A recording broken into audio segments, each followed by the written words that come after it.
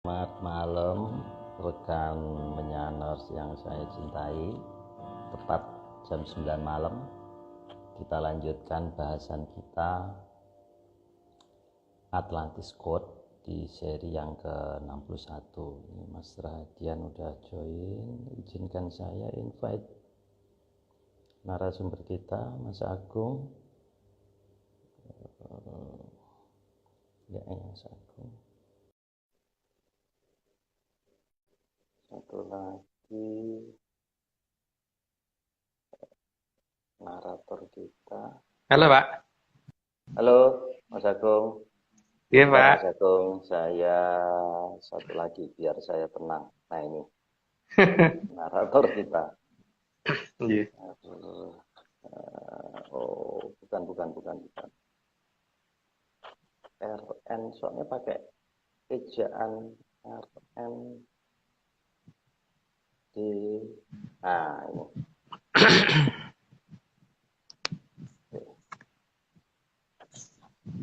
Oke, Mas Agung, tunggu sebentar. Siap, Komandan. Gimana Mas Agung? Situasi? Situasi baik Pak. Dan Oke. semuanya terkendali. Iya ya. Bentar Mas Agung. Nah, oke, udah invite ini statusnya Mbak Dino.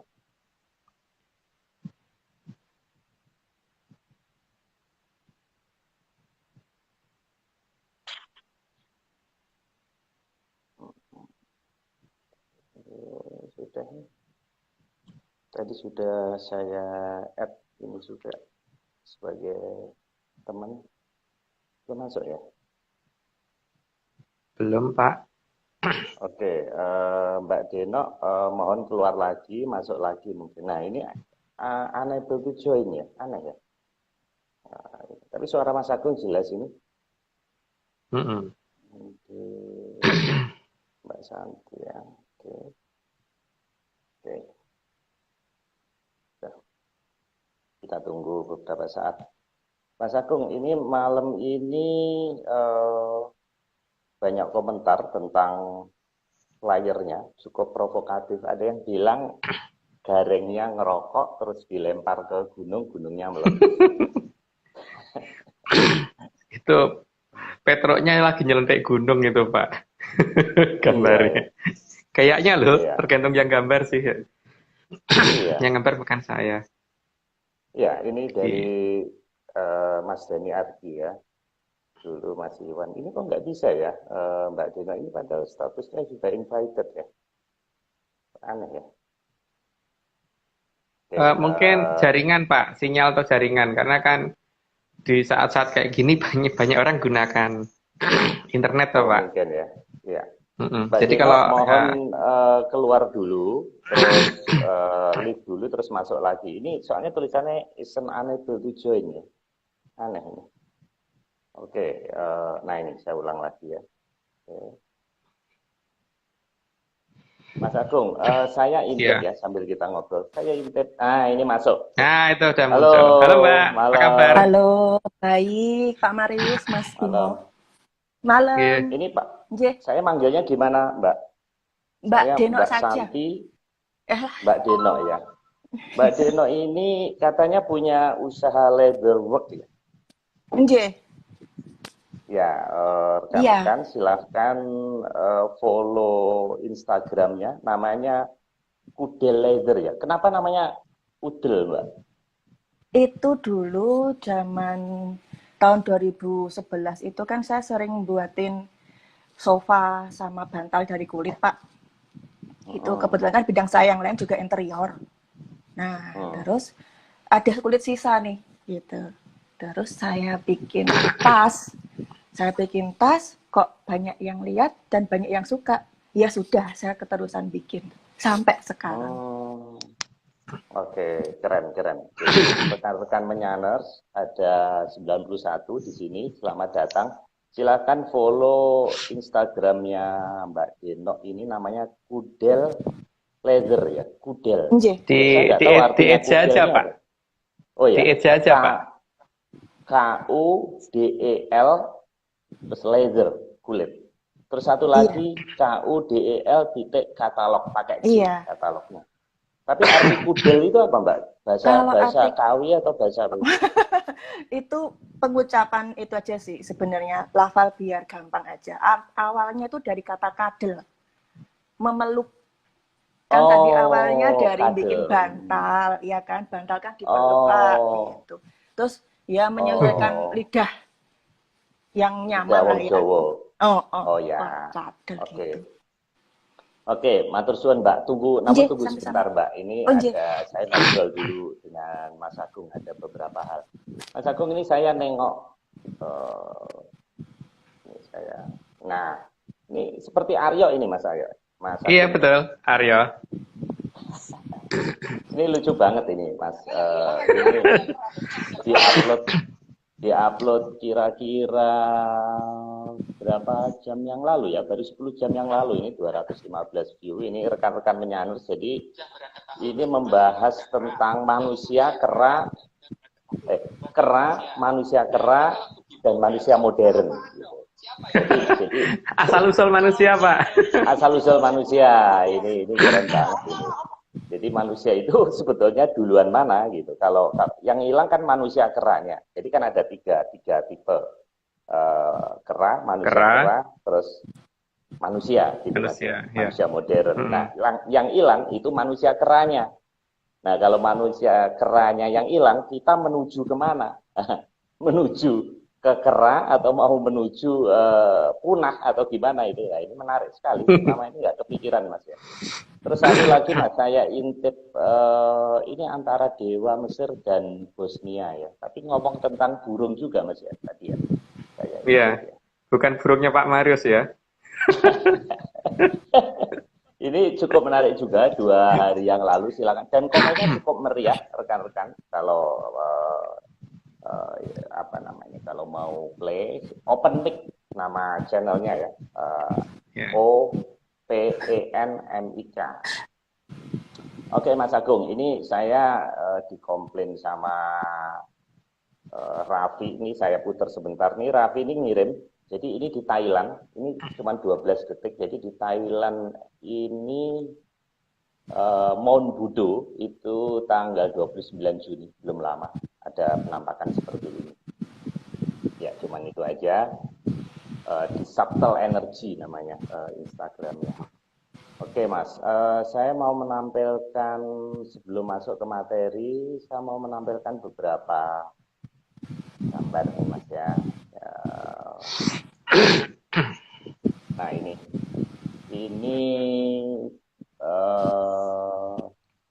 apa ini? Star Trail ini. Star Trail ada penampakan seperti apa ini? Seperti kayak hujan meteor ya. Terus ini ada satu terang ini. Kemudian satu lagi ini dari Mas Wisanggeni ya. Ini di Pelawangan Mas Agung ya, di Merapi ya penampakan. Iya di Merapi ya Mas. Beberapa hari yang lalu. Kemudian ini di Pelabuhan Kamal Madura. Nah ini saya play. Moga-moga suaranya bisa masuk karena saya pakai earphone.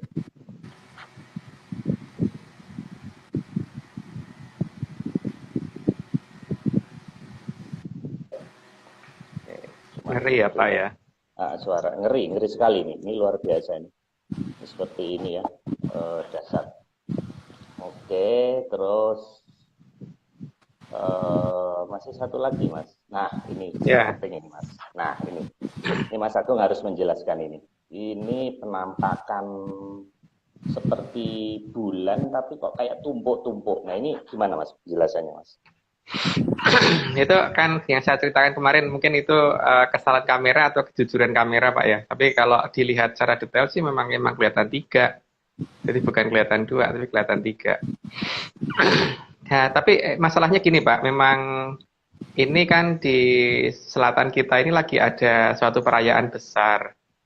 Sehingga untuk menghormati perayaan tersebut kan ini Sang Hyang Bathara Kamajaya sama Sang Hyang Bathari Ratih kan memang merencanakan untuk menghormati dengan cara mengajukan bulan purnama, sehingga purnama akan dimajukan sekitar, kalau nggak salah, saya salah hitung Pak ya, karena ini nama harinya, nama ininya kan beda ya dengan di kita ya. Nama bulannya juga beda itu, jadi ada perhitungan yang beda antara sini dan sana itu. Cuman kalau saya hitung menggunakan Cipoa Pak, semoga saya nggak salah hitung, itu purnama akan dimajukan 5 hari Pak, jadi di tanggal 19 gitu. Karena di sana lagi ada perayaan besar sejak tanggal 12 kemarin. Gitu, dan efek dari perayaan tersebut di alam sana gitu Mas. Oh, bukan di alam sana, Maung sana itu bukan gaib kok. Jadi Atlantis lagi ada perayaan memang. Sehingga kalau kelihatan seperti ada meteor yang aneh, ini kipas angin ini kenceng banget.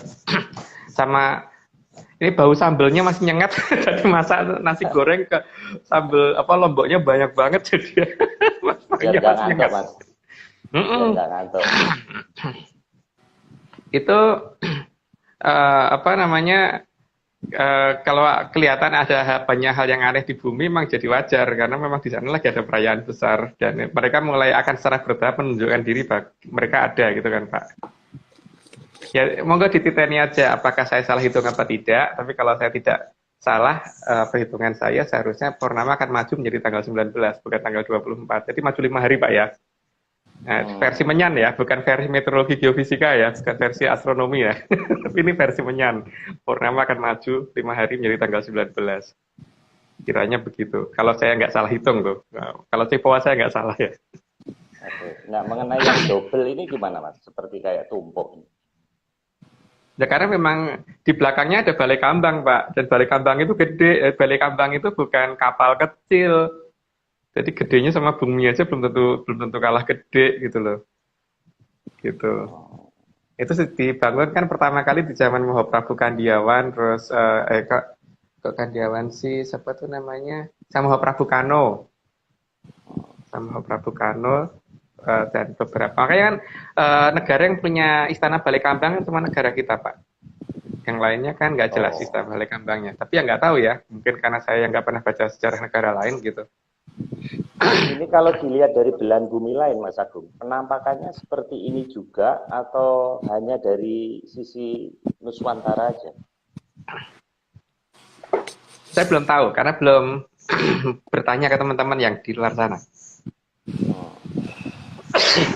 Wah, ini sambelnya ampun. Oke, Mas Agung. Saya rasa cukup ya. Nanti kalau rekan-rekan kurang puas, nanti kita bahas di Zoom 2 minggu lagi yang sedang disiapkan Mas Nogo. Ini sudah ada 124 menyaners yang sudah join, Mas Agung. Kita bisa mulai ya, Mbak Denok ya. Oke, jadi malam ini masih rangkaian Jaya Anggada Balik yang dimulai dari seri ke-55 Gelora Sabdo Palon dan Noyo Ginggong. Jadi rekan-rekan yang baru join, silakan potongan karena Atlantis Series ini banyak bahasanya. Jadi ini bahasan Jaya Anggada Balik ini kita mulai dari seri 55, malam ini 43 plus 1 slide. Kita mulai dari slide pertama. Silakan Mbak Deno. Nggih Pak Marius matur nuwun. Bumi adalah salah satu planet yang berada di antara dinginnya alam raya. Kayaknya nggak perlu dijelasin ya Mbak ya, udah jelas deh. Langsung dilanjut aja nomor 2. Sehingga daerah yang jarang terkena panas, baik dari dalam maupun luar bumi, akan cenderung membeku. Daerah terus dilanjut. Monggo nomor 3. Daerah paling dingin yang terluas adalah Antartika. Paling tidak itu kata pakar saat ini. Ya, karena saat ini yang bisa dilihat itu kan, Mbak. Tapi kan kita belum tahu, karena ada banyak daerah yang masih ditutupin saat ini kan. Sehingga apakah itu iya atau enggak, nah itu nggak tahu. Tapi paling tidak berdasarkan pelajaran saat ini itu gitu. Pelajaran-pelajaran di sekolah maksudnya. Nggak lanjut, Mbak.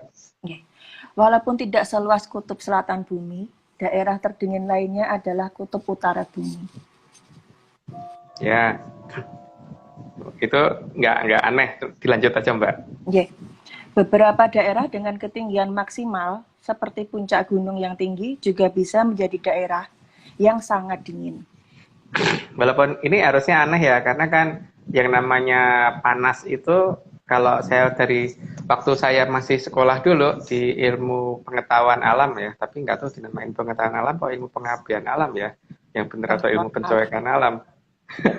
Karena gini, katanya kan yang namanya panas itu bergeraknya ke atas. Terus udara yang berat, yang mempunyai berat jenis lebih tinggi itu berarti kan udara dingin ya, harusnya kan bergerak ke bawah. Tapi kenapa yang dingin tetap bertahan di atas dan yang panas tetap bertahan di bawah gitu kan? Jadi sebenarnya aneh sih. Tapi ya nggak tahu ya, itulah yang terjadi saat ini gitu. Dan nggak tahu itu sesuai dengan teori yang beredar apa tidak, tapi nyatanya alam bertindaknya seperti itu kan. Oke, lanjut Mbak. Ini di open mic kayaknya dibahas juga Mas ya dengan Mas Daan. Iya, iya dibahas juga Pak. Karena sebenarnya kan aneh toh Pak, karena kan terbentuknya angin laut menuju ke darat itu kan katanya pada saat-saat siang hari daratan terkena sinar matahari, maka di daratan panas. Karena di daratan panas, maka udara di daratan bergerak menuju ke atas. Itu loh, ada kata-kata itu loh, udara panas bergerak menuju ke atas gitu kan. Karena di daratan kosong udaranya nggak ada, maka kemudian diisi udara dari laut, sehingga angin dari laut bergerak ke arah daratan. Nah, terus udara di laut kosong, maka udara dari atas yang udara dingin turun ke bawah. Nah, itu ada kata-kata gitu, udara dingin turun ke bawah. Karena udara di atas laut kemudian kosong, maka udara panas yang di atas tadi bergerak menuju ke laut yang atas gitu. Nah, tapi kan pernyataan pakar kan begitu, udara panas itu bergeraknya ke atas. Bahkan kalau Pak Marius ngerokok aja kan asap panasnya bergeraknya ke atas, nggak ada asap bergerak ke bawah toh Pak.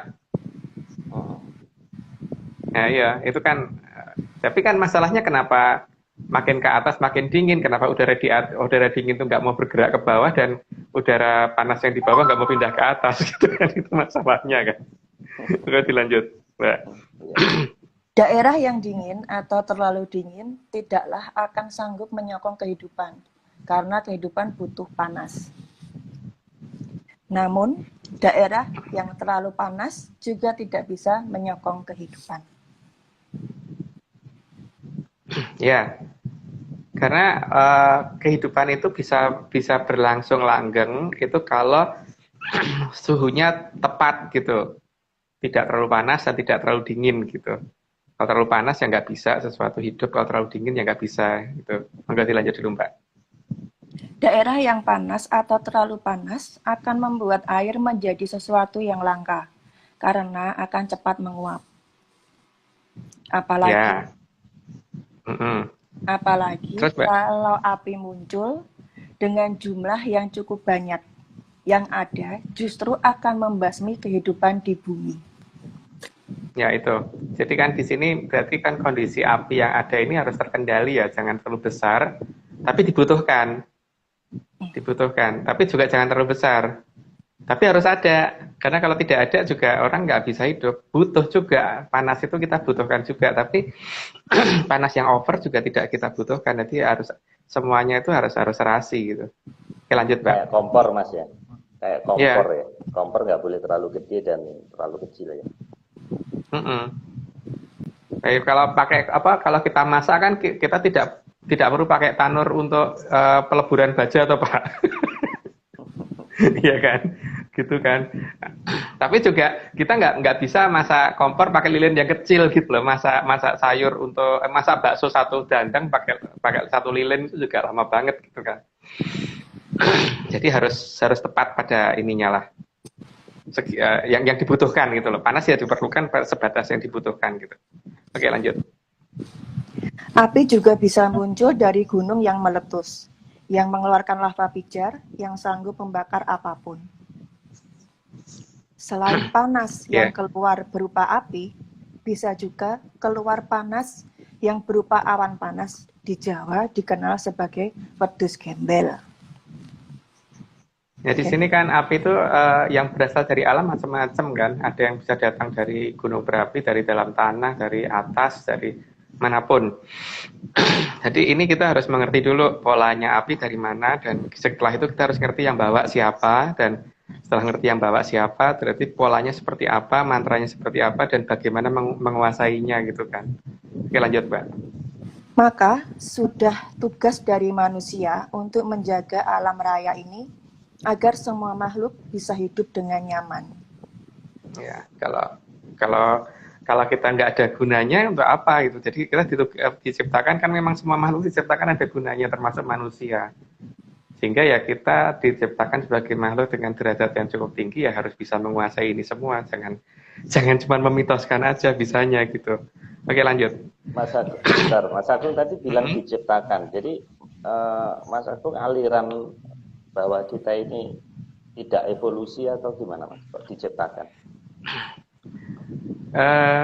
Kalau dikatakan evolusi itu kan aneh toh Pak. Kalau seperti yang saya bahas di open mic yang hari ini di-upload, itu kalau manusia dari manusia kera dari kera, kan lucu. Yang punah kok yang di tengah. Harusnya punah itu kan yang paling primitif. Kalau yang punah yang dikatakan yang paling nggak bisa beradaptasi, berarti kan manusia kera itu di awal. Berarti setelah itu berarti manusia menjadi kera atau kera menjadi manusia. Setelah itu gitu kan Pak. Jadi teori ini layak dipertanyakan dan ya harusnya orang mulai berpikir ulang gitu loh bahwa betul nggak sih nenek moyangnya itu kera, tapi ya itu hak asasi masing-masing orang. Kalau misalkan mengakui nenek moyangnya itu kera ya kita nggak bisa melarang toh Pak. Tapi kalau kita kan tidak mengakui itu. Nah terus kalau dikatakan kita memang dari tradisi di Jawa, kalau saya orang Jawa ya, jadi saya melihat dari tradisi di Jawa, terutama di pewayangan Jawa, kan emang manusia itu udah anak turunnya para dewa, toh Pak, jadi bukan dari manusia kera dan bukan dari kera gitu. Dan ada cerita di pewayangan ada manusia kera, seperti Anoman, terus Subali, Sugriwo dan sebagainya itu memang ras lain. Ras lain itu ya berarti memang jenisnya lain gitu loh. Tapi kan itu kan termasuk asumsi. Jadi kan hak masing-masing orang untuk mengakui siapa nenek moyangnya. Kalau ada orang yang sangat yakin dan percaya bahwa nenek moyangnya itu munyuk kan nggak bisa dilarang Pak, itu hak mereka gitu. Tapi kalau kita ya enggak. Tapi kalau ada yang mau percaya itu ya monggo gitu. Tapi kalau saya mengakui sesuai dengan cerita yang ada di pewayangan Pak, gitu Pak Aris. Iya, oke. Lanjut Mbak Dina. Oke. 13. Setiap kehidupan butuh suhu yang pas, maka alam tidak boleh terlalu panas atau terlalu dingin. Itu sudah jelas ya. Tapi jangan lupa ada makhluk tertentu yang justru tidak tahan pada temperatur yang pas untuk kita. Jadi makhluk itu semuanya punya kapasitas sendiri-sendiri ya. Seperti penguin gitu. Kalau kita bawa ke daerah tropis ya lama-lama akan mati ya karena dia butuh udaranya yang sangat-sangat dingin kan. Tapi juga misalkan hewan di padang pasir kalau kita bawa ke kutub atau kita bawa ke tropis ya mungkin tidak setahan kalau dia memang habitatnya di tempat itu gitu kan. Jadi ya kita tidak bisa saling memaksa. Kalau memang butuhnya panas ya biar dapatnya panas. Kalau butuhnya dingin ya biar dapatnya dingin. Tapi kalau kita butuhnya udara yang sedang ya kita mengusahakan supaya di negara kita itu suhunya sedang di mana gitu kan. Oke lanjut Mbak. Maka sangat diharapkan campur tangan manusia agar alam raya ini menjadi sangat indah untuk semua kehidupan. Sehingga manusia harus bisa mengontrol suhu di tempat yang ada kehidupan. Ya, di sini kan paling tidak dalam satu ruangan manusia sudah bisa mengontrol ya. Ruangan itu macam-macam, bisa dalam mobil itu ada AC, di dalam rumah bisa ada pakai kipas angin kayak atau pakai AC gitu. Suhu kan bisa kita atur sesuai dengan yang kita mau. Tapi masalahnya alam itu menghendaki tidak cukup cuma segitu gitu loh. Di luar pun harusnya suhu ini bisa kita kendalikan sesuai dengan yang diharapkan untuk kehidupan makhluk hidup yang lain. Jadi kan kita egois kalau cuman di dalam kamar kita yang kita bikin udaranya nyaman, teman-teman di luar enggak gitu kan. Oke lanjut dulu Mbak. Peran serta manusia sangat diharapkan oleh para sanghyang, sehingga beberapa batara yang salah satunya adalah Sanghyang Batara Wisnu pernah diperintahkan untuk turun dan mengajari manusia untuk menjaga kestabilan suhu di Arcapada dengan tujuan agar semua makhluk bisa hidup dengan baik. Ya, karena di sini memang Bathara Wisnu tahu persis bahwa tidak bisa semuanya di suhu ruangan yang kita nyaman. Tapi juga ada suhu yang harus terlalu dingin dan harus ada suhu yang terlalu panas. Karena memang makhluk itu macam-macam. Sehingga aturan itu yang Bathara Wisnu ajarkan ke manusia pada maksa itu gitu. Supaya kita tidak memaksakan bahwa tempat yang butuh dingin kok dikasih panas, atau tempat yang butuhnya panas kok dikasih sedang gitu, enggak, supaya seperti itu. Jadi supaya serasi dengan kondisinya. Oke, lanjut, Mbak. Selain mengajarkan kepada manusia, para sangyang juga akan mengawasi penggunaan dari kekuatan alam yang bisa untuk mengatur panas dan dinginnya bumi. Nah, disinilah makanya diturunkan beberapa kekuatan, dan kekuatan itu yang dipakai untuk mengatur panas dinginnya alam. Oke, lanjut dulu, Mbak, daripada nanti nabrak yang setelahnya. Oke. Saat ini beberapa kekuatan alam memang sedang dititipkan di Atlantis, dan penitipan tentunya ada batas masa habisnya. Maka, begitu tiba saatnya, kekuatan alam itu akan dikeluarkan dari tempat penitipan. Ini hampir sama dengan cerita-cerita yang sebelumnya ya. Jadi memang semuanya itu ada masanya. Penitipan itu ada masa habisnya kan. Sehingga harus dikembalikan, dan karena mereka tidak suka nge-HI sesuatu punya orang. Jadi memang ya kalau sudah saatnya dikembalikan ya akan dikembalikan. Oke, lanjut dulu, Mbak. Mas Agung, saya kok jadi ingat kata-kata Bung Karno ya, yang sambil nunjuk telunjuknya, kutitipkan bangsa dan negara ini kepadamu. Itu apa juga sandi, Mas? Kok ada kata-kata titip? Memang iya, Pak. Memang iya. BK itu sangat itu. Bahkan beliau tidak mengkoreksi lagunya W.R. Supratman kan. Karena dia tahu persis ada kata-katanya kan, di sanalah aku berdiri, Pak. Bukan di sinilah aku berdiri gitu kan. Jadi kan dititipkan di sana sebenarnya kekuatan itu.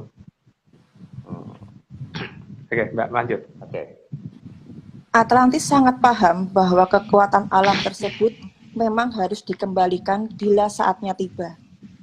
Karena itu, memang milik para Mahaprabu di Nuswantara. Ya, walaupun sebenarnya mereka juga bingung karena diserahkannya ke siapa. Karena sampai dengan hari ini kan memang yang harusnya menerima itu belum kelihatan ya. Nggak tahu apakah mereka sudah ngerti siapanya, ya nggak ngerti ya. Tapi paling tidak untuk saat ini kan untuk di kita belum bisa kelihatan siapa. Yang jadi masalah kan ini memang harus dilepas dulu supaya supaya tidak menjadi monopoli satu orang gitu. Jadi supaya semua orang mencoba dulu gitu, supaya kelihatan dewa itu adil. Tapi lanjut dulu aja, Mbak. Ya. Sehingga sangat diharapkan oleh alam raya ini agar kekuatan alam yang bisa mengatur panas tersebut bisa ditangkap oleh salah satu orang dari peradaban kita. Ya, itu sudah jelas ya kayaknya. Dilanjut dulu, Mbak. Tapi tentu juga harus ada kemauan dalam menangkap sang kekuatan alam tersebut. Jadi bukan hanya menunggu, tapi proaktif mencarinya. Ya. Di sini ini kan kadang-kadang ada beberapa istilah yang saya tuh agak-agak bertanya ya. Misalkan misalnya cita-cita aja gitu. Orang ngomongnya kan mengejar cita-cita atau kesempatan, menunggu kesempatan, mengejar kesempatan. Tapi apakah betul hanya menunggu dan mengejar? Apakah tidak menangkap kesempatan yang benar gitu kan? Dan seperti halnya ini kan, apakah hanya menunggu atau hanya mencari atau hanya mengejar, tapi nggak menangkap gitu. Yang paling penting kan bagaimana menangkap ini kan, supaya ini bisa dipakai untuk kemakmuran semua makhluk yang ada di bumi gitu. Oke, Mbak, mengerti lanjut. Okay. Salah satu penyebab panas yang bisa berbahaya kalau dibiarkan lepas adalah Sang Aji Kumbalageni. Ya, ini Aji Kumbalageni itu memang salah satu yang dimiliki oleh para Mahaprabu zaman dulu. Nah, itu kenapa kok dimiliki? Karena logikanya itu kalau itu dilepas, maka daerah kita kan berubah menjadi panas banget. Makanya ditangkap supaya panasnya itu tidak keluar. Jadi dipegang oleh beliau. Jadi malah justru beliau lah yang merasakan kepanasan setiap hari. Itu yang namanya pengorbanan beliau waktu itu gitu. merasakan panasnya dalam dirinya sendiri, sementara orang lain jadi nyaman, tapi dia yang kesiksa sendiri karena merasakan panasnya itu. Oke Mbak, monggo dilanjut.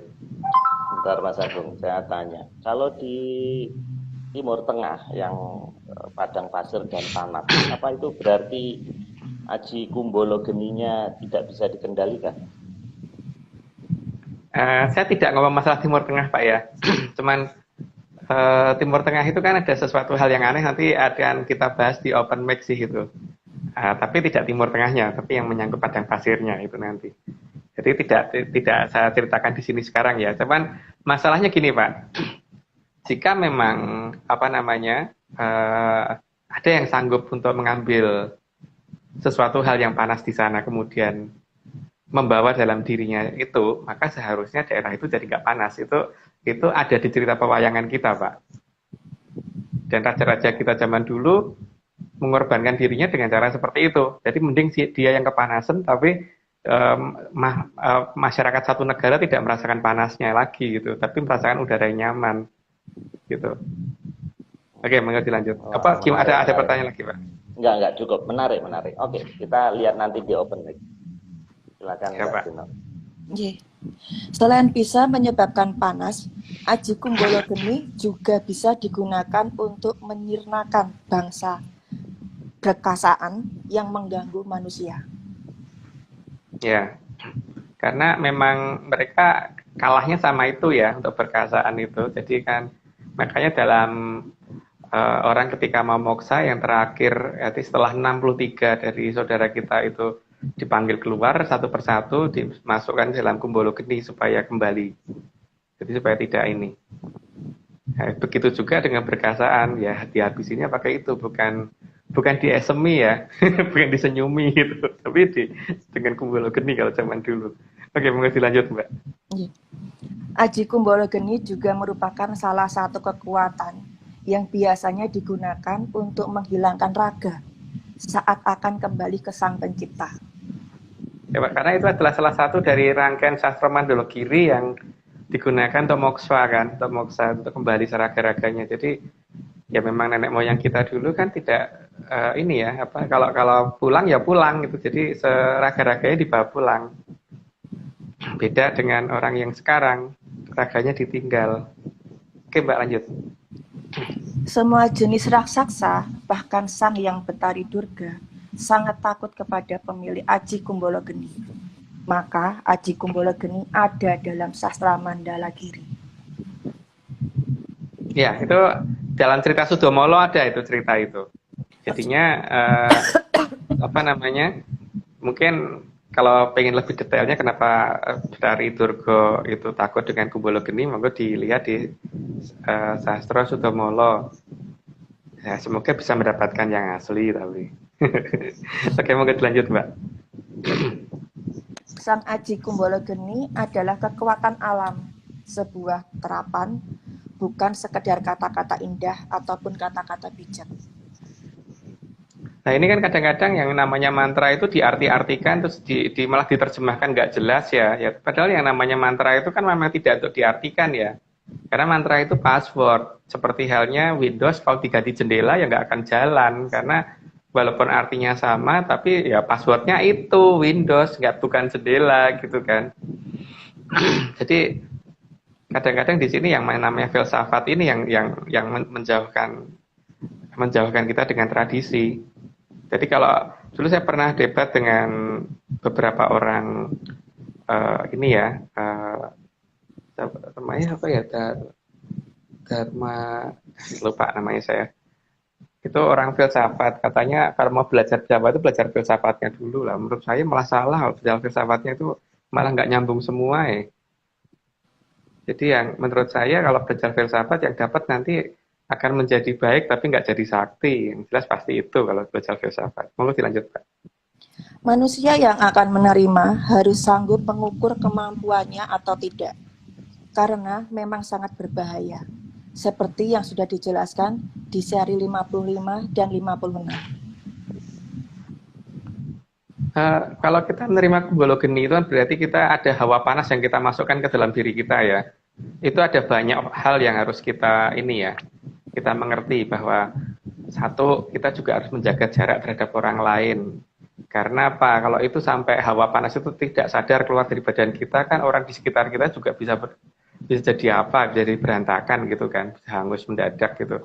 Maka zaman dulu yang namanya Mahaprabu itu ada di Dampar Kencono, dan kemudian agak jauh itu baru Mahapatihnya kan. Baru setelah itu tempat Piswanan yang lain itu untuk Para Tumenggung agak jauh lagi dari beliau gitu. Memang harus ada jaraknya, karena kalau nggak ada kalau terlalu dekat kasihan Para Tumenggung dan Adipati dan yang lain-lain, karena nggak akan sanggup terlalu dekat dengan Sang Mahaprabu. Oke, monggo dilanjut Mbak. Jadi yang akan menerimanya memang harus ada orang yang sanggup berkorban bagi kehidupan orang lain. Ya, ini memang sesuatu hal yang mulia sih sebenarnya kalau bisa menerima ini, karena kan berarti bisa mencegah terjadinya. Kalau zaman sekarang sih mungkin ya, dikatakannya pemanasan global yang kelewat panas gitu kan. Ya semoga aja ada yang bisa sanggup menerima itu gitu. Oke, lanjut Pak.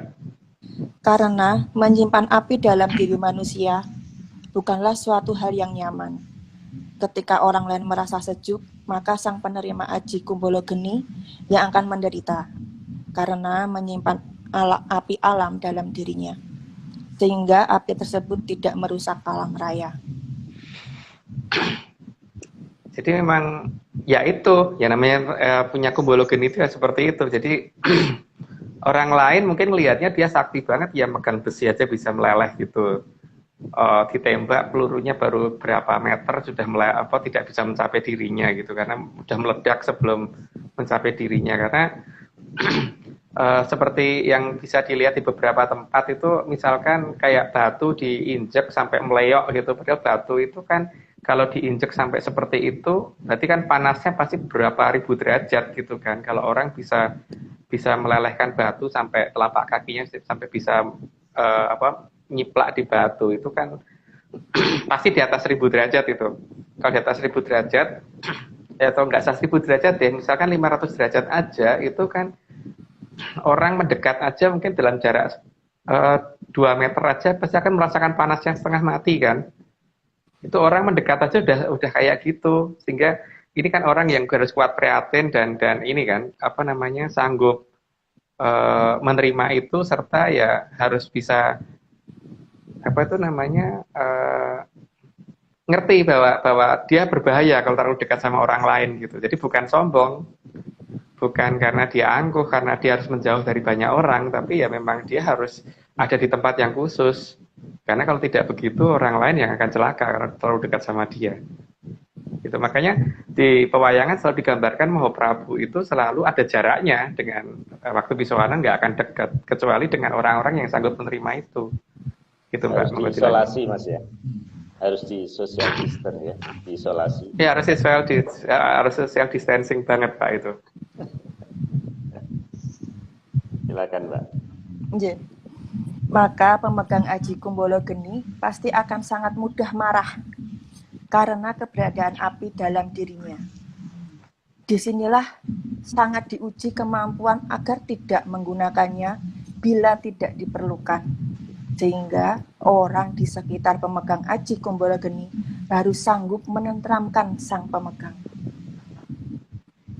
Makanya kan di sini sangat beda banget ya. Kalau orang kan selalu ngomong bahwa orang harus sabar, harus makanya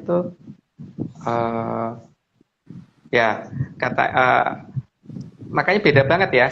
Makanya kan orang-orang sakti yang di Indonesia kayak Werkudara itu kan sifatnya orangnya senggol murut jawil mubal kan, bukan tipe-tipe orang yang lemah lembut dan ini gitu loh. Seperti yang diceritakan banyak orang bahwa untuk bisa sakti harus sabar, harus ini, enggak.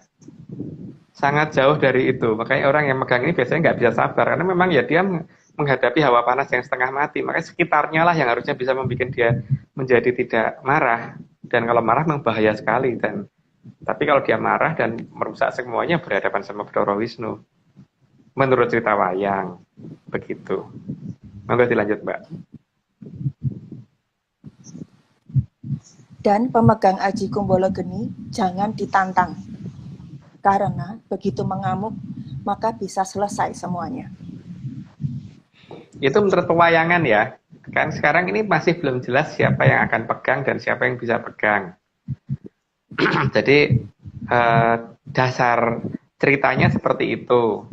Karena memang apa namanya beda dengan ajaran yang sekarang. Ajaran yang sekarang kan katanya apa-apa itu dasarnya kesabaran. Kalau ini tidak, bukan kesabaran, tapi memang dasarnya itu ngerti dan tidak gitu kan. Gitu Mbak, monggo dilanjut. Oke. Selain itu juga ada Sang Aji Paneluh Brojo yang bisa digunakan untuk membuat besi menjadi lebur. Ini lebih besar lagi. Dan biasanya radiusnya lebih besar lagi loh seperti ini. Jadi kalau Kumbolo Geni biasanya kan mungkin hanya sekitar 5-10 meter radius orang boleh mendekat ya. Dan kalau ketika dia lerem berarti mungkin orang bisa mendekat sampai jarak sekitar 2 meter. Tapi kalau Paneluh Brojo nggak bisa. Jadi harus lumayan jauh. Harus lumayan benar-benar jauh, harus di atas 15 meter itu. Makanya zaman dulu jangan kaget ketika ada seorang senopati maju perang, itu biasanya pasukannya itu minimal di jarak 5 km di belakang. Jadi bukannya prajurit di depan. Jadi justru prajurit itu di belakang 5 km paling tidak. Karena supaya tidak terkena Jaya Kawijayanya si Senopati Agung yang lagi maju perang. Monggo dilanjut, Mbak. Bahkan batu bisa melunak bila diinjak oleh yang memiliki Aji Paneluh Brojo. Ya ini sama dengan tadi, cuman ini lebih besar ya. Jadi kalau nginjek batu ya nggak selama orang yang punya Kumbolo Geni. Kalau Kumbolo Geni kan diinjek berapa menit gitu baru meleok gitu kan, baru bentuk mencetak kaki kita gitu. Tapi kalau Paneluh Brojo sekali injek aja pasti udah langsung beres itu, bentuknya langsung seperti itu. Lanjut Mbak. Sebaiknya tidak sebentar. J. Jadi saya ini juga punya aji-aji ini Mas. Nih saya gedekan. Jadi saya, wah ini nggak kelihatan ya. Ini tulisannya Giri Lawu. Nah, cuman ini tadi saya suruh moto nggak. Ini sebetulnya kaki saya Mas. Ada telapak. Oh. Iya, jadi puluhan tahun lalu sebelum Mas Agung cerita saya sudah punya. Ini ada telapak. Ini ada tanggalnya. Sebetulnya ini tadi, wah ini gara-gara COVID pandemi jadi nggak karu-karuan sekarang Mas, ininya tamannya rusak. Nah, ini sebetulnya ada kaitannya dengan Mas Agung dan Mas Nogo. Ingat nggak Mas tempat ini? Ya ingat lah Pak. Nah ini batunya ini di bawah sini, batunya ini, yang tadi. Oh. Posisi ini di sebelah kanan. Gitu. Ingat nggak ini? Ingat, tapi beda loh Pak antara batu kali dan semen. Kalau batu andesit itu kan beda ya, strukturnya lain dibandingkan dengan semen. Nah, kalau dicor semen kan lain Pak. Ayo. Nah ini Mas. Jadi ini tempat kita waktu dulu ngadain gathering itu Mas, inget nggak? Iya, tahu. Iya. Ya, dulu teman-teman Turonggo Seto ya, ada sekitar 70. Itu tahun berapa ya? Saya cari fotonya udah nggak ketemu tuh. Mungkin lupa saya ketemu. Pak. 2000 berapa ya? 2013 gitu kalau nggak salah. Iya. Jadi rekan-rekan penyanyi kita pernah ngadain acara offline dulu. Di sini di lantai 2 ini. Oke, kita lanjut Mbak Dino. J. Sebaiknya tidak terlalu dekat dengan pemilik Aji Paneluh Brojo karena bisa sangat berbahaya. Maka orang yang memiliki Aji Paneluh Brojo juga akan berusaha menjaga jarak dengan orang lain di sekitarnya. Sangat berbahaya bagi orang yang berada di dekatnya apabila secara tidak sengaja sang pemilik Aji Paneluh Brojo mengeluarkan suhu ribuan derajat Celcius. Itu sudah jelas ya, sudah dijelaskan tadi ya kayaknya.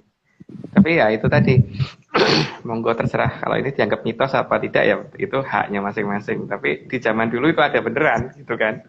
Dan mungkin tidak sampai hanya zaman dulu loh, kalau kita melihat di beberapa pedesaan itu beberapa orang-orang tua itu masih kadang-kadang kalau anaknya naik sepeda terus kemudian sepedanya jatuh terus pipa sepedanya peyok gitu kan dibenerinnya pakai tangan. Jadi bukan dibawa ke tukang ketok magic gitu. Bahkan di beberapa tempat tukang ketok magic masih menggunakan model seperti itu, tapi tidak sebesar Panuloh Brojo gitu kan. Pakai diolos pakai tangan gitu, halus lagi gitu. Ada yang begitu kan. Oke Mbak, mengerti lanjut. Maka pemegang aji Panuloh Brojo cenderung akan menyendiri, dan itu adalah salah satu bentuk tanggung jawab dan pengorbanannya. Ya makanya disebutnya kan piningit kan, satria piningit. Ya, kenapa begitu? Karena memang dia harus menjauh dari banyak orang kan untuk sementara ini. Sebelum dia bisa mengendalikan itu semua, kalau dia yang menerima. Gitu. Oke Mbak, mengerti lanjut. Pemegang aji Panuloh Brojo pasti bukan dari kalangan yang senang berpesta, karena bisa membahayakan banyak orang. Nah kalau dia berpesta, lagi jingkrak-jingkrak itunya keluar kan habis semua. Bisa kobong semua kan. Ini nggak bisa. Dia bukan tipe orang seperti itu. Memang harus menyendiri. Nggak suka Bukan party. menyendiri karena dia bukan menyendiri karena dia suka bertapa, tidak, tapi demi keselamatan orang lain gitu. Mengerti lanjut Mbak. Bahkan alam akan membuat kondisi agar orang saling menjaga jarak sampai benar-benar ada manusia yang sanggup menerima sang aji Panuloh Brojo.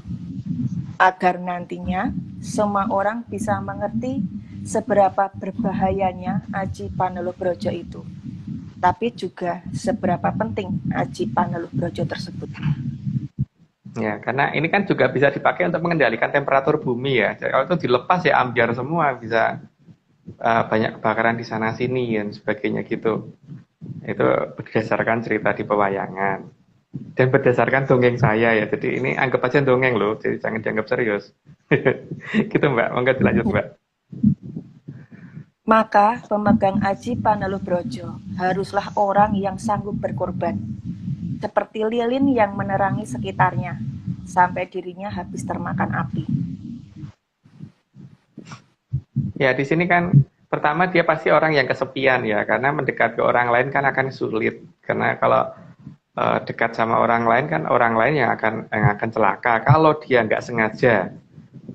Tapi masalahnya kan kondisinya itu adalah ketika ini sudah kepegang, terus pada saat kepegang itu apakah dia sudah bisa mengendalikan atau belum? Kalau sudah bisa mengendalikan pasti dia akan diizinkan untuk bergabung ke masyarakat luas. Tapi ketika belum ya dia harus menyendiri sampai benar-benar bisa. Kalau tidak ya bahaya benar untuk banyak orang. Karena dia tidak ngamuk cuman lewat aja, itu kan bubar semua kan, baru lewat. Kalau Panuloh Brojo bisa sampai lebih dari 5 km itu efeknya. Oke Mbak, mau dilanjut. Tapi alam tetap memberikan pilihan dan tidak ada paksaan, jadi manusia bisa menolaknya. Karena alam sangat menginginkan ada manusia yang dengan legowo menerima kekuatan tersebut, serta bersikap sangat bijaksana setelah memilikinya. Ya, di alam nggak ada paksaan ya. Jadi kalau nggak gini kamu harus gini, apa kalau nggak gini kamu dihukum, enggak. Yang ada mau nggak mau ya sudah orang lain gitu kan. Tapi biasanya alam nggak akan salah pilih. Kalau milih ini biasanya ininya memang yang dipilih itu pertama memang mau dan memang bisa gitu. Jadi memang sudah ini, karena kan seperti halnya yang kita ceritakan masalah pesawat terbang itu dari atas itu kan bisa ngelihat landasannya cukup apa tidak gitu kan, lebarnya cukup apa tidak, panjangnya cukup tapi kalau lebarnya kurang kan juga nggak bisa untuk mendarat, lebarnya cukup panjangnya kurang juga nggak bisa mendarat, harus pas panjang sama lebarnya serta sistem komunikasinya harus ada gitu kan. Nah, sekarang landasannya cukup, lebarnya cukup tapi sistem komunikasinya nggak ada juga nggak bisa kan, tetap butuh itu semua kan, artinya kan kemampuan kontak juga harus ada. Oke, monggo dilanjut Mbak. Sang Satrio Piningit akan dapat jatah paling akhir, agar tidak ada yang menyatakan bahwa dewa itu tidak adil. Juga agar manusia bisa membedakan mana yang asli dan mana yang palsu, mana yang hanya merasa bisa, tapi tidak bisa merasai, juga yang hanya bisa mengakuinya, padahal tidak mampu. Kan banyak yang merasa ngerti Mbak saat ini. merasa ngerti, bahkan ngajarin banyak orang, tapi sebenarnya itu bener apa enggak kan kita nggak ngerti kan. Nah, di sini nanti alam akan menunjukkan ini semua bahwa oh ini sebenarnya benar-benar ngerti dan benar-benar bisa, atau sebenarnya nggak tahu tapi pura-pura tahu gitu kan. Yang begini ini kan alam akan menunjukkan pada akhirnya nanti. Makanya memang yang benar-benar sanggup harus paling akhir supaya ini ya, supaya dia merasakan dulu paling tidak klebon panas sak menit sekian banyak sekian derajat itu sanggup apa enggak gitu kan. Ya resikonya memang kobong sih. Tapi kalau misalkan dia merasa sanggup kan memang harus dicoba, Mbak. Makanya harus ada yang memang ya harus diusulkan bahwa oh itu kira-kira orang itu gitu kan. Jadi tugas kita kan mungkin itu. Oh kumbolo geni itu loh ya di sana kira-kira orangnya yang sanggup gitu dulu. Oke, monggo dilanjut, Mbak. Agar manusia waspada, maka diajarkan lewat wayang kulit untuk penggunaan indera yang benar dengan mata satu. Ya, memang wayang kulit nggak madep depan, tapi dari samping, sehingga kelihatan matanya satu. Karena memang sekarang ini ya sudah saya ceritakan berkali-kali bahwa kalau kita mau melihat sesuatu hal yang tidak gampang dilihat, itu kan harusnya memang pakai ekor mata. Makanya penggambaran di pewayangan menggunakan ekor mata, makanya matanya ada di samping. Maka yang kalau dari samping kelihatan dua kan aneh, jadi memang kalau dari samping kelihatan satu kan. Oke Mbak, lanjut. Karena tingkat kewaspadaan akan meningkat bila kita bisa menggunakan mata satu kita. Ya. Sekarang nggak cuma sniper ya, bahkan kalau kita mau melihat bintang pun kan ngintipnya ke teleskop itu kan nggak mungkin nggak pakai dua mata kan. Kalau pakai dua mata pasti kurang jelas, pasti pakai satu mata kan. Jadi memang ya mau dianggap salah atau benar, tapi kenyataannya orang kalau menggunakan mata satu itu lebih teliti kok, termasuk menggunakan mikroskop dan sebagainya gitu. Walaupun saat ini ada mikroskop ya pakai dua mata, tapi kalau mata satu dipejamkan pasti lebih jelas. Oke Mbak, lanjut. Karena mata satu akan lebih gampang dipakai untuk mengenali apapun dengan mudah, baik yang benar maupun yang salah, tapi tentu dengan latihan yang tepat dan cukup. Ya, karena kalau misalkan kita asal gunain aja ya belum tentu kelihatan kan. Tapi masalahnya kan ya itu tadi ada masalah kesiapan mental juga kan. Karena melihat sesuatu hal yang tidak wajar, yang tidak umum dan tidak biasa dilihat orang itu kadang-kadang kan tidak semua orang sanggup ya. Yang ada malah pingsan nanti kalau melihat yang aneh-aneh gitu. Jadi memang itu semua butuh latihan dan butuh kalau dalam bahasa Jawa itu harus tatak, tangguh, terengginas, tutup gitu kan. Jadi biar tidak terkejut dan tidak takut dan tidak minder dan tidak ini ya, jangan sampai terjadi itu misalkan gini. Kalau ya ini cerita kita zaman kecil dulu ya. Kalau zaman kecil dulu itu kan anak-anak itu karena nggak ada mainan sehingga kadang-kadang kita itu bikin kayak nini towoan gitu tau Mbak, zaman aku kecil dulu itu kan biasanya kan nini towo ini pada saat kita bikin dari batok kelapa yang kita kasih tangan, kita kasih baju, terus setelah itu kan kita ngejar-ngejar makhluk-makhluk aneh gitu kayak kuntilanak dan sebagainya, Pak, yang lucu-lucu gitulah. Kita masukkan supaya itu bisa nari-nari gitu. Jadi kalau zaman dulu tuh kita ngertinya kan kalau kuntilanak itu kalau kita kejar sampai kabur karena dia mau kita pakai untuk bikin mainan kan. Kemudian setelah itu supaya gampang nyarinya lagi maka kita batasin suatu tempat gitu, kita minta tolong Cidangyang supaya dibatasin wilayah itu, jadi di situ tempat kita buang mereka, jadi dikatakan tempat anak buang jin gitu. Ya cuman saya terkejut ketika saya kembali ke desa saya saat ini kan itu semua berubah ya. Orang seusia saya sekarang lihat kuntilanak takut, terus kemudian daerah itu dikatakan tempat jin buang anak, kan kebalik banget. Jadi di sini juga ada masalah mental kan di situ. Tidak semua orang sanggup gitu. Tapi kesanggupan itu bisa dilatih kan sebenarnya, bukan sesuatu hal yang tidak mungkin gitu, bahwa ya memang alam ini manusia yang harus ngatur, dan ngatur itu butuh keberanian, dan keberanian itu berarti kita tidak takut dengan apa yang kelihatan, yang bisa kita lihat gitu kan. Dan yang bisa kita lihat ini harus yang kita atur, bukan kemudian kita tinggal kabur. Jadi ingat loh ya, bahwa kita tuh harus ngatur, bukan tinggal kabur gitu Mbak. Apalagi ditinggal pingsan, lebih salah lagi loh. Ditinggal pingsan lebih salah lagi. Oke, mau dilanjut Mbak. Ya, ini yang terakhir.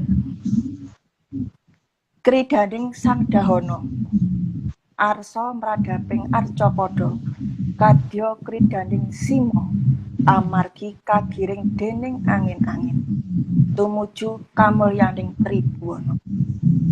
Ini nggak perlu diartikan ya, karena ini kata-kata dari saya kepada sana. Jadi bukan saya aja sih, dari beberapa teman yang di Atlantis Series ke sana untuk menyatakan bahwa memang kita ngerti sana juga ngikutin acara ini kan. Jadi paling tidak ya inilah kata-kata dari kita ke sana gitu, yang menyatakan bahwa kita udah mulai paham kok dengan maksud mereka gitu. Oke Mbak. Nggih, sampun Mas. Oh sampun. Ini sampun telas. masih ada Sandi, masih sama Mas Sandinya dari Mas Nogo nih, Sandi. Ya, cuman itu kan ada kata-kata dahulu kan tumekeng, harusnya kan tumekeng itu lon-lonan sansaya dangu sansaya andodro. Jadi ya namanya dahulu yang lon-lonan sansaya dangu sansaya andodro itu kalau dihadapi ya seharusnya tidak akan menjadi andodro, tapi kalau dianggap mitos ya makin andodro gitu kan Pak Marius. Dan kalau masalah yang sileme perahu gabus sama timbuling watu hitam atau kumambangi watu hitam itu nanti ditunggu saja, karena itu pasti akan terjadi, karena urutan jongkol itu nggak terjadi kan gitu. Gitu Pak Marius. Pak Marius, itu kan ada satu gending dari Mas Pardiman ya. Jadi saya izin dulu Rimo Mbak Denok ya, saya mau undang Mas Pardiman. Ya, matur nuwun matur Pak suwun Marius. ya Mbak, sukses ya kudelnya. Ya, Amin. Makasih Mbak. Nggih, sami. Saya invite dulu Mas Pardiman pakai akunnya Mas Daru ya. Daru, oke.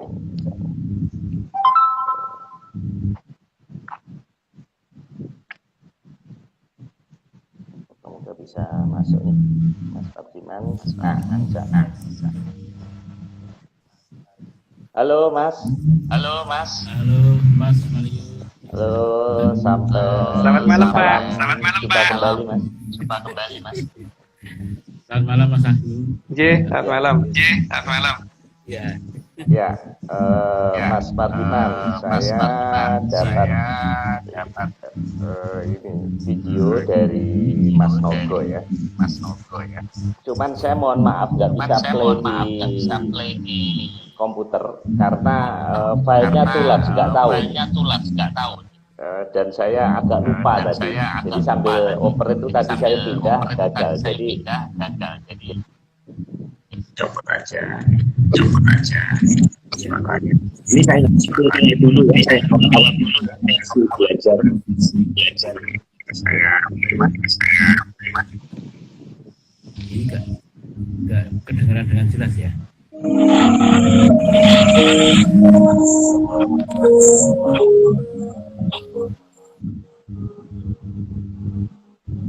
Nggak jelas.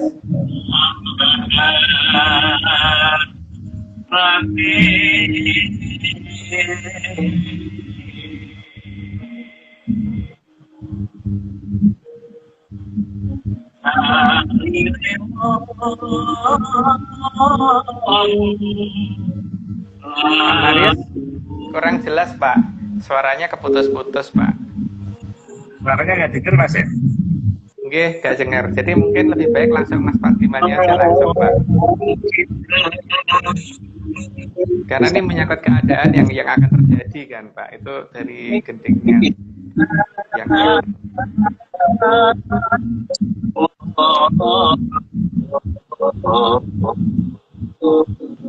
nggak dengar ya saya. Suaranya cuman gendernya doang yang kedengaran sama saya Pak, tapi gendingnya kata per katanya nggak kedengeran Pak. Karena suaranya kenceng Mas.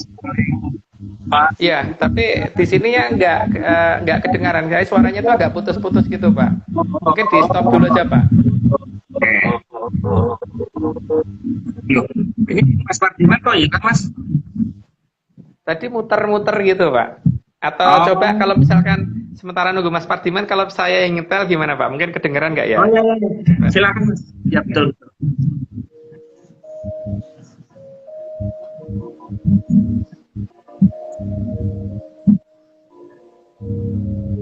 Dengar nggak, Pak? Gending anunya belum, ini gendengnya belum, baru ininya doang.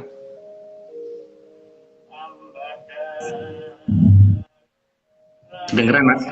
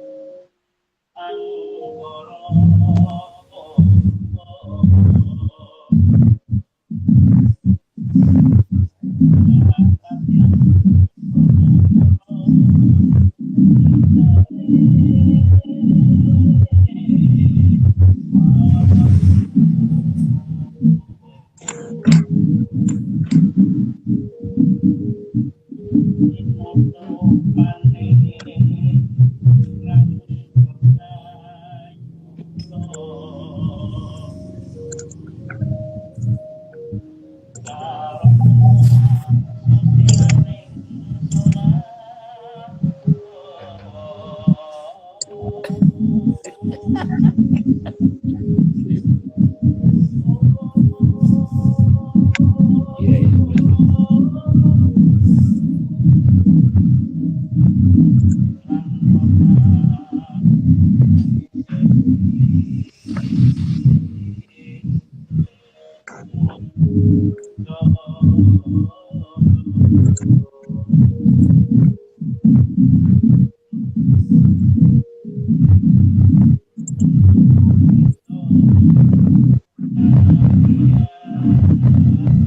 Gimana, Mas?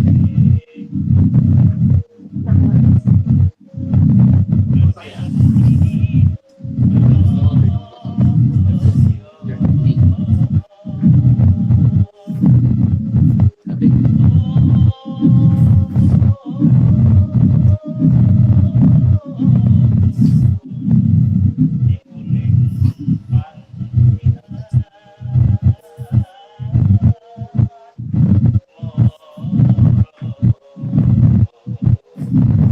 boleh, Mas.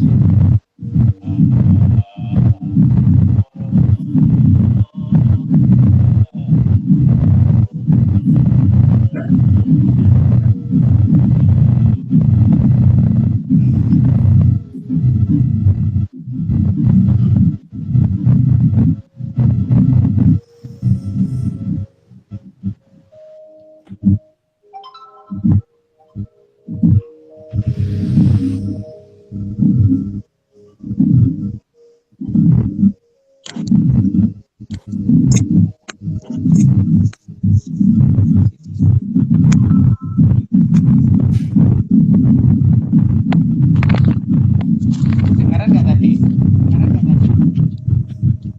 Pak Marius? Tadi, halo Pak Marius. Halo Pak, tadi kedengaran nggak gendingnya? Tadi kedengaran nyetel. Enggak, Kurang begitu jelas. ya enggak gitu jelas. Begitu jelas. Ya, enggak gitu jelas. Oke. Mungkin Kata Mas saat Pardiman. dulu kita play. Nah, Odong nyanyi, Mas. Kita odong gending ini berarti Mas Pardiman. Karena pakai laptopnya Pak Marius nggak jelas, terus pakai HP saya nggak jelas. Nah, berarti langsung sekarang malahan. Oh iya. Iya. Mas coba kembangkan juga ya, Mas. Coba kita kembangkan tanpa gender Oke. ya, langsung ya. Oke. Ya.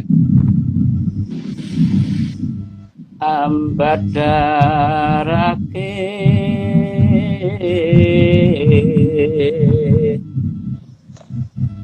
salire wong laku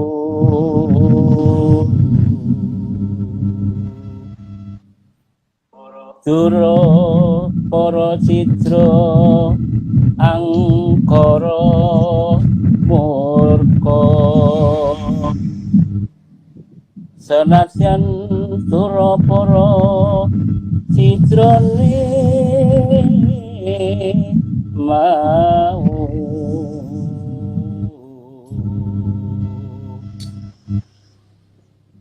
tinutupane rangkep sayuta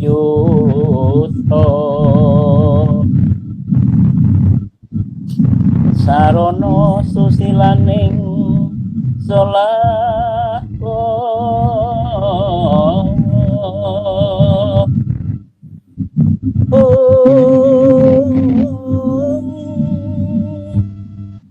lan memanising wicara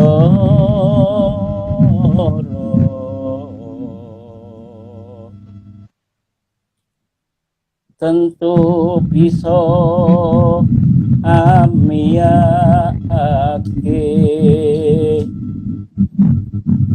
bedil muni Surabaya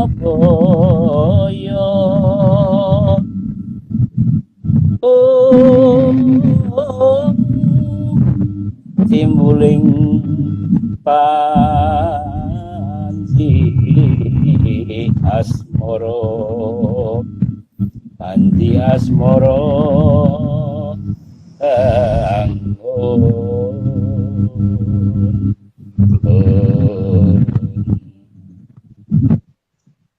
mereka tuh nomor satu lebih jelas lah daripada Ini artinya apa, Mas? Soalnya ada bedil, Surabaya segala ini apa? Surabaya segala ini. Moga Mas Fatim. Ya. Ya ini karena apa ya? Biasanya kalau merangkai tembang ini kan berdasarkan apa yang kami rasakan pada apa ya suasana tertentu. Seperti dulu kita pernah membuat sebuah kompetisi Indonesia Sakti. Ya sebenarnya Indonesia kita tulis saktinya itu apa dari kata sakit tapi kita coret jadi sakti. Itu Indonesia sakit tapi kita coret jadi sakti. Nah itu karena membaca keadaan seperti itu. Nah kemudian ketika menulis ini ya ini karena beberapa kejadian yang saya tidak bisa bayangkan kalau misalnya PPKM ini dilanjut sampai sekian ini kan bagaimana orang akan boleh tangannya juga gitu. Nah ini makanya ya seperti dituntun aja rasanya yang muncul kalimat-kalimat seperti itu. Makasih Mbak Madiun. Iya. Masa? Ya. Memang kalau seniman itu halus ya. Bisa menerjemahkan kejadian terus dalam satu seni. Jadi ini lagu ini sebelumnya belum ada Mas Mardiman ya. Yang diciptakan di masa pandemi ini ya. Oke, ya itu sampai dengan genderan juga dengan ya ini belum ada lagunya. Emang ini semacam seperti suluk dan lagon gitu ya. Jadi memang dalam wayang kulit itu kan ada sifatnya lagon dan untuk mengiringi suasana. Misalnya raja itu sedang mendelong atau sedang marah, sedang apa itu ada sulukan. Kalau marah itu namanya dodo, tapi kemudian kalau legek atau mendelong rasanya itu lagon. Nah ini campur nih kalau Mas, ada lagon juga ada sulukan, jadi semacam dia ini merasakan hal yang terjadi di sini atau bayangkan ke depan. Ya. Pak Mario, biasa. mungkin ada beberapa kata yang mungkin saya terjemahkan sedikit ya. Karena di sini kan ada bedil muni ngadulogo ana ing Surabaya. Tekan bengkong kagiring pring Raden Putra. Atau itunya jadi ditulis apa enggak itu jelas di sini ada menunjukkan suatu kejadian bahwa ya yang kita harapkan kan semuanya menjadi lebih tentram ya, lebih damai lah. Tapi ya di beberapa jongko memang ada sesuatu yang menunjukkan itu gitu kan. Nanti mulai akan kelihatan ketika tanah Jawa kasingget-singget ini kan sudah terjadi. Terus negara ilang ngrenge itu sudah terjadi. Pasar ilang kumandange itu terjadi kan, mall banyak tutup beneran gitu loh. Hal-hal seperti ini mungkin semoga pemerintah lebih cermat ya, karena di dalam Trajoko ini kan leluhur sudah memberikan peringatan ya. Nanti kalau itu semua sudah terjadi, bisa terjadi lagi hal yang lebih berbahaya dimulai dari akan adanya bedil muni ngadulogo ana ing Surabaya gitu kan. Nggak tahu apa artinya, semoga ada yang bisa membantu saya menerjemahkan itu ya, karena di sini kan saya juga bingung apa artinya itu gitu. Ya semoga pemerintah yang lebih bisa menerjemahkan itu, karena kalau kita kan tidak punya kewenangan untuk menerjemahkan itu apa artinya. Karena kalau itu sudah terjadi kan masalahnya terjadi Raden Putra ya rame tenan itu. Ya, moga-moga ini semua bisa berjalan dengan baik. Tapi ya yang namanya jongko itu tolong dicermatin gitu aja, karena jongko itu tidak mungkin tidak terjadi sih kalau menurut dongeng dari saya loh. Gitu ya Mas Fatiman. Nah, Surabaya ini sepertinya menempati sesuatu yang penting Mas ya, kayak dulu tahun 45, kemudian terus Lapindo, nah terus sekarang ribut-ribut kemarin Madura, PPKM. Jadi dalam kajian Atlantis Jawa Timur ini maknanya apa Mas ya?